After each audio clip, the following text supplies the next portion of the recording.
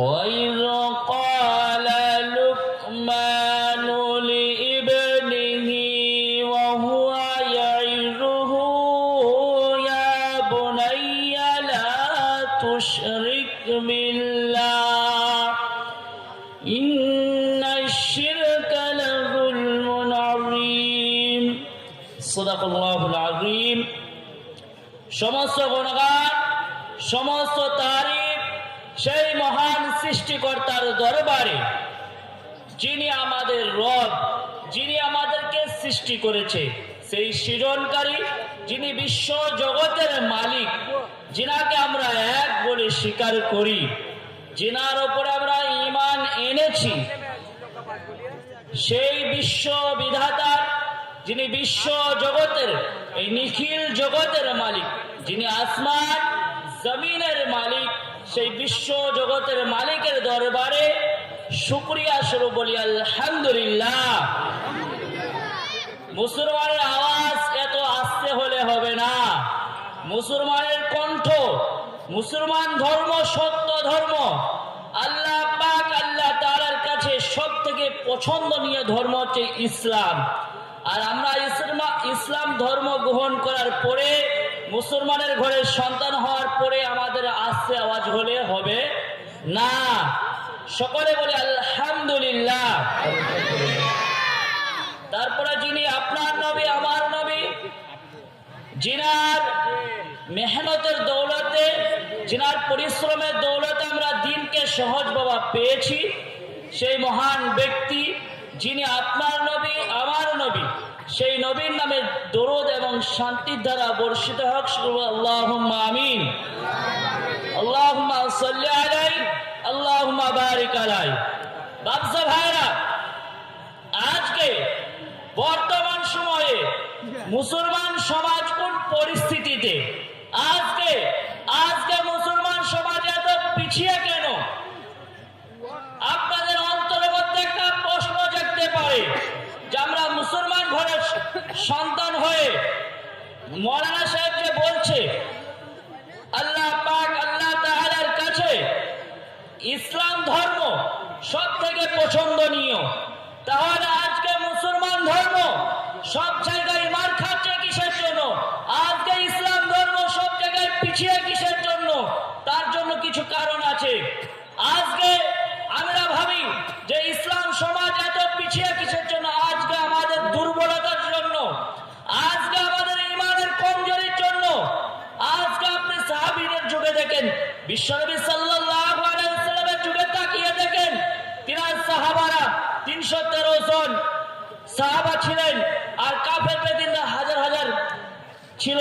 তারপরও 313 জন সাহাবী সেই উহুদের যুদ্ধে পরাজিত হয়েছেন, তারা জয়ী হয়েছেন, তারা অংশীদারের যুদ্ধের ময়দানে তারা লাভবান হয়েছেন, তারা সাকসেসফুল হয়েছেন।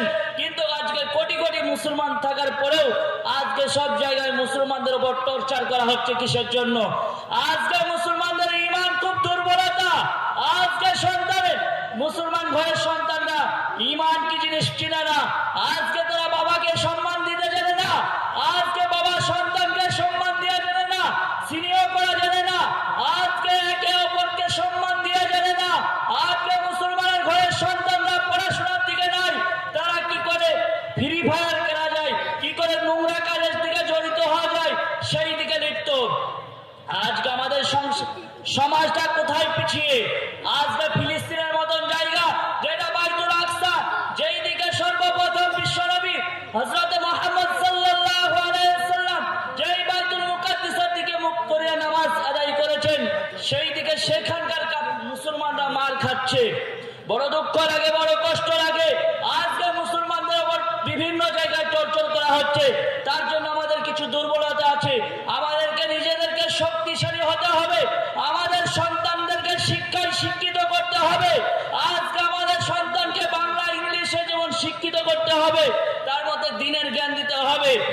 আজকে যদি আমাদের সন্তানদেরকে দ্বীনের জ্ঞান না দিই, তাহলে আমরা দিন দিন পিছিয়ে যাব, আর কাফের বেদিনরা আমাদেরকে দিনের পর দিন টর্চার করে যাবে। ব্যবসা ভাইরা, আজকে সন্তান বাবাকে সম্মান দেওয়া জানে না। আজকে দেখা যায় বাড়িতে বৌমা থাকলে সেই বৌমা শ্বশুর শাশুড়িকে খাবার দিতে জানে না, শ্বশুর শাশুড়িকে ভালো করে না, ভালোবাসে না। শ্বশুর শাশুড়ি থাকলে বিয়ের 6 মাস পর 2 মাস পর সন্তান দেখা যায় যে ভিন্ন হয়ে যায়, বড় দুঃখ লাগে, বড় কষ্ট লাগে। আপনাকে মনে রাখতে হবে, আজকে আপনি বাবা হয়ে আপনার সন্তানকে মানুষ করতে পারেননি, সেটা আপনার ব্যর্থতা, সন্তানের ভুল নয়। কি করে? রাসূল সাল্লাল্লাহু আলাইহি ওয়াসাল্লাম বলেছেন, তলাবুল ইলমি ফরিদাতুন আলা কুল্লি মুসলিম। বুখারী শরীফের হাদিসের মধ্যে এসেছেন, রাসূল সাল্লাল্লাহু আলাইহি ওয়াসাল্লাম বলেছেন, প্রতিটি মুমিনের, মুসলমানের নরনারী, মুমিন মুমিনাত, ছেলে এবং মেয়ে উভয়কে অতটা ইলম শিক্ষা করা, জ্ঞান অর্জন করতে হবে যতটা হালাল কোনটা হারাম, কোনটা জায়েজ কোনটা না জায়েজ। আজকে দেখা যাচ্ছে এই যে আপনারা মাহফিল দিয়েছেন, তাফসীর কোরআন মাহফিল, এই মাহফিলে অনেক ছেলে দেখা যাচ্ছে, ছেলে মেয়েরা তারা রাস্তাঘাটে মেলার মধ্যে বিভিন্ন রকম খারাপ কাজে লিপ্ত হচ্ছে। এই খারাপ কাজগুলোকে বর্জন করতে হবে। এই খারাপ কাজগুলোকে আপনার সন্তান, আমার সন্তান যদি বাদ না দেয়, তাহলে দিন সমাজ দিনের পর দিন ধ্বংসের দিকে চলে যাবে। বাবসা ভাইরা মনে রাখবেন, সন্তানকে মানুষ করতে হলে রাসূল সাল্লাল্লাহু আলাইহি ওয়াসাল্লাম কিভাবে শিক্ষা দিয়েছেন। রাসূল সাল্লাল্লাহু আলাইহি ওয়াসাল্লাম বলেছেন, আপনার সন্তানকে ছোট থেকে যখন সে কথা বলতে শিখবে, তাকে বাবা বলা শেখানো যাবে না। সর্বপ্রথম তাকে কলমাটা শিক্ষা দিতে হবে। কলমা কি? লা ইলাহা ইল্লাল্লাহু মুহাম্মাদুর রাসূলুল্লাহ। সর্বপ্রথম এই সন্তানকে আপনি কলমাটা শিক্ষা দিন। কলমা শিক্ষা দিলে কি হবে? যেমন আমি একটি আয়াত পরিবেশন করলাম আপনাদের সামনে, হযরত লুকমান, ওই ক্বালা লুকমানু লিবনিহি ওয়া হুয়া ইয়াইযুহু ইয়া বুনাইয়া লা তুশরিক বিল্লাহ। হযরত লুকমান আলাইহিস সালাম তিনি একজন বিখ্যাত একজন ব্যক্তি, তার নাম কোরআনে এসেছে। তিনি সুযোগ্য সন্তানকে বলছেন, ইন্না শিরকা লা যুলমুন আযীম। ও আমার সুযোগ্য পুত্র, ও আমার সুযোগ্য বস, সন্তানকে বলছো, ও আমার ছেলে, তুমি যেন আল্লাহর সাথে কাউকে শরীক করিও না। আজকে আমার সন্তানকে, আজকে আমার সন্তানকে, আপনার সন্তানকে আমরা কি করি? সন্তান যখন নামাজ পড়তে যায়, তাকে নামাজের জন্য আগ্রহী করি না। আজকে এক শ্রেণীর মুসল্লিদেরকে দেখা যায়, যদি ছোট বাচ্চারা নামাজ আদায় করতে যায়, তাদেরকে বাধা দেওয়া হয় না। ওই ছোট বাচ্চা, ওই সন্তান আমার দেশের ভবিষ্যৎ। আজকে ওই সন্তানকে, ওই বাচ্চা ছেলেটাকে যদি আমি ভালো করে না ভালোবাসি, না সম্মান স্নেহ করি, ওই সন্তানটা ভবিষ্যতে বড় হবে কি করে? সে হয়তো এই শিক্ষা থেকে বঞ্চিত হয়ে যাবে। তাকে আদর সম্মান, তাকে স্নেহ করতে হবে, তাকে ভালোবাসা দিয়ে বুকে জড়িয়ে ধরতে হবে, তাতে সে যেন পড়াশোনার আগ্রহী হয়। তাকে ভালো জায়গায়, ভালো পড়াশোনার জন্য তাকে বাতিক লাগাতে হবে। সে কিভাবে পড়াশোনা করবে? আজকে দেখা যায় মা বোনেরা কি করে, তাদের সন্তানদেরকে, ছোট ছোট মাসুম বাচ্চা যারা শিশু বাচ্চা, তাদেরকে মোবাইল দিয়ে দেয়। মোবাইলে কি দেয়? কার্টুন দেয়, ফ্রি ফায়ার দেয়, এইসব দিয়ে দিয়ে সন্তানরা ধ্বংসের পথে পতন হয়ে যাচ্ছে। আজকে যুবক ভাইদেরকে বলবো, এই যুবক ভাইদেরকে, যুবকদের জন্য, ইসলামের যুবকদের জন্য ইসলামে অনেক অবদান আছে। আজকে যুবকরা ইসলামের জন্য কি করেছে? সর্বপ্রথম হযরত আলী রাদিয়াল্লাহু তাআলা আনহু এই ইসলাম ধর্ম গ্রহণ করেছেন। আরো অনেক যুবক, আরো সাহাবীরা ইসলাম ধর্ম গ্রহণ করেছেন যুবক বয়সে। রাসূল সাল্লাল্লাহু আলাইহি সাল্লাম বললেন, আমার আল্লাহ পাক আল্লাহ তাআলা এই যুবক যৌবনকালের ইবাদতকে সবথেকে বেশি প্রাধান্য দিয়েছেন। কেননা এই যৌবনকালে যদি কোনো যুবক যৌবনকালে খারাপ কাজকে, অশ্লীলতাকে, কুভব্য কাজকে বর্জন করে বাদ দিয়ে সে ভালো কাজের দিকে আগ্রহী হয়, তাকে আপনি জোরে বুকে টেনে নিন। আজকে দেখা যায় আমাদের কিছু ব্যক্তি করে কি, কিছু একটা ছেলে, যুবক ছেলে দেখা যায় সে খারাপ কাজে লিপ্ত আছে। খারাপ কাজ থেকে সে ভালোর দিকে আসলো, তাকে ভালোর দিকে অনেকে টিটকারি মারে। না, এটা করা যাবে না। অনেককে টিটকারি মারা যাবে না। যে যুবক ভাই খারাপ কাজকে বাদ দিয়ে বর্জন করে সে আলোর দিকে এসেছে, নামাজ পড়ছে, ভালো কাজ করছে, তাকে সেই দিকে আহ্বান করতে হবে, তাকে ভালো পরামর্শ দিতে হবে। আমার আল্লাহ পাক আল্লাহ তাআলা বললেন, যখন আপনার বিশ্বনবী সাল্লাল্লাহু আলাইহি সাল্লাম তার চাচা সব থেকে বেশি যিনি আল্লাহ রাসূল সাল্লাল্লাহু আলাইহি সাল্লামকে ভালোবেসেছেন, হযরত আবু তালেব, যিনি আল্লাহ রাসূল সাল্লাল্লাহু আলাইহি সাল্লামের চাচা ছিলেন। আব্দুল্লাহ, ওনার আব্বা যখন পেটে ছিলেন, মুহাম্মদ সাল্লাল্লাহু আলাইহি সাল্লাম, তিনার আব্বা মারা গিয়েছিলেন।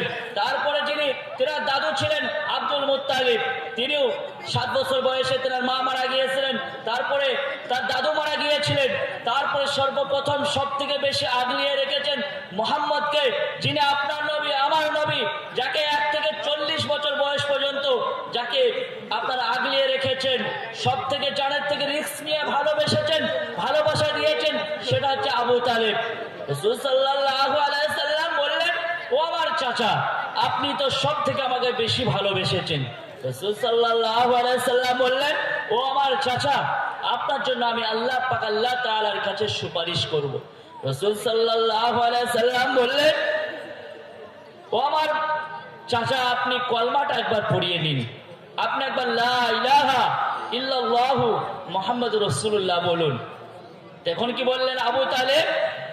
আবু তালেব বললেন, ও আমার ভাতিজা, আমি তোমাকে আমার জীবনের থেকে বেশি ভালোবেসেছি, আমার প্রাণের থেকে বেশি ভালোবেসেছি, আমার অন্তরের অন্তরস্থল থেকে তোমাকে বেশি ভালোবেসেছি, কিন্তু আমি এই কলমা পড়তে পারবো না। দেখুন আল্লাহ পাক আল্লাহ তাআলা বললেন, কোরআন শরীফের আয়াতে এসেছে, 20 নম্বর পারাতে এসেছে, 56-57 নম্বর আয়াত সূরা আনকাবুতের মধ্যে আল্লাহ পাক আল্লাহ তাআলা বলছেন, ইন্নাকা লা তাহদি মান আহবাবতা ওয়ালাকিন্নাল্লাহা ইয়াহদি মান ইয়াশা ওয়া হুয়া আ'লামু বিল মুহতাদিন। আমার আল্লাহ পাক আল্লাহ তাআলা বলছেন, ও আমার বিশ্ব নবী, ও আমার মুহাম্মদ, ও আমার হাবিব, শুনে রেখে দাও, তোমার কর্তব্য হচ্ছে ইসলামকে ছড়িয়ে দেওয়া, ইসলামের প্রচার প্রসার করা, কিন্তু আমি আল্লাহ